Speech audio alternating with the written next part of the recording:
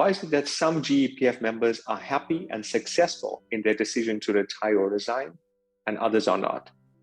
And those who are not happy end up living with this regret for as long as they live, because as you know, once you make that decision, it cannot be changed. Now I want to tell you the story about two individuals. We'll call them Peter and Paul. So one named Peter, one named Paul. Both of them had the same number of years of service. They had retired, or well, let's not say retired, but they were leaving the professions with around about the same amount of capital. But the difference between the two was Peter had started his planning a lot earlier than what Paul had done. Paul had left this planning to the absolute last moment.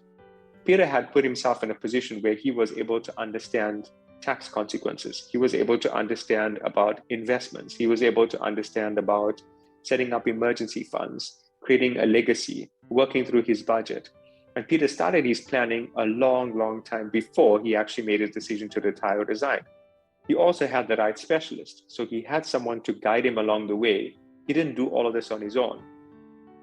Paul, on the other hand, left all of these aspects for the last moment, and it's understandably so, because Paul was also quite busy.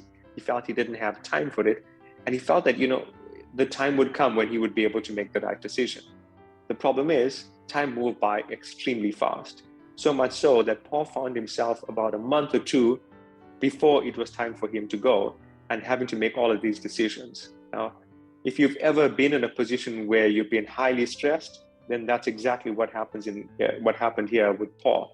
There's just this mountain of stuff, and you actually don't know which direction to move on to. As a result, Paul had to make a lot of decisions where it wasn't thought out. And this led to Paul having major regrets, because he lost money in lots of areas where he could have actually saved it. So what have you done right now? Which one are you going to be, a Peter or a Paul?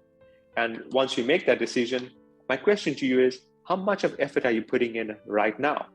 Have you even downloaded the guide on whether you should retire or resign? Have you started completing some of the work, the exercises to see what's important for you?